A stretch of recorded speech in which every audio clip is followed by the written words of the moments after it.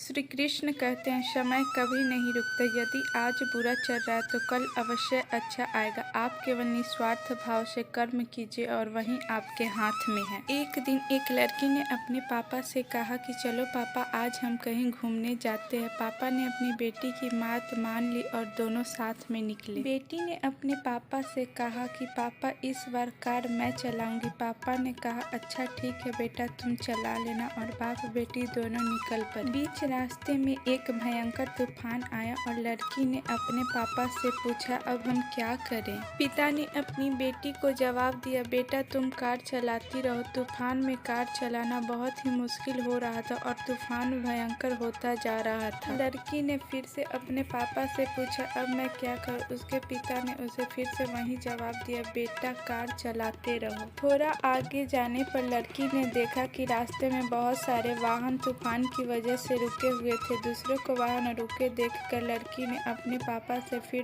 पूछा क्या मुझे कार रोक देनी चाहिए। उसने ये भी कहा कि पापा मैं बड़ी मुश्किल से देख पा रही हूँ। उसके पिता ने उसे फिर से कहा बेटा कार रोकना नहीं है, बस धीरे धीरे चलाते रहो।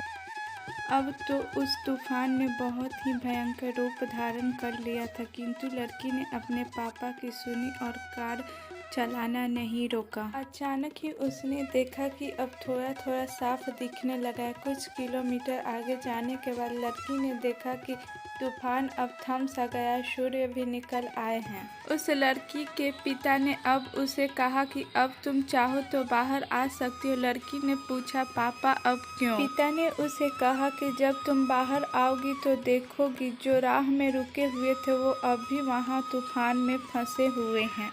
तुमने कार चलाने का प्रयत्न को नहीं छोड़ा, इसलिए तुम इस तूफान से बाहर हो। बुरा समय सभी के जिंदगी में आता है। बुरे समय में मजबूत से मजबूत इंसान भी प्रयास छोड़ देते हैं। उस बुरे समय में हमें प्रयास कभी नहीं छोड़ना चाहिए। प्रयास करते रहने से जिंदगी में कठिन से कठिन समय गुजर जाता है और अच्छा समय जल्द से जल्द आता है। हमें निराश नहीं होकर डटे रहना चाहिए।